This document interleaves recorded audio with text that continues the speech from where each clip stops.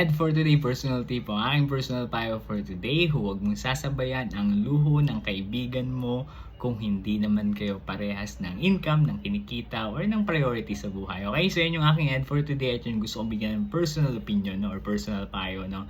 Talaga, marami sa atin dito ang tipong, alam mo yun, sinasabayan natin yung luho ng kaibigan natin, hindi naman kayo parehas ng income or ng kinikita. No? Kumbaga, alamin mo sa sarili mo kung ano yung kakayahan mo. Wag mong papasukin yung part na tipong hindi mo ito kayang i-sustain, masyado magastos, ang income mo ganito, kailangan ilulugar mo, kailangan babalansehin mo din. Okay lang naman kung paminsan-minsan i-treat mo yung sarili mo, no, mag-join ka, pero wag mo lang gawing routine, lalong-lalo na kung hindi mo siya kayang i-sustain.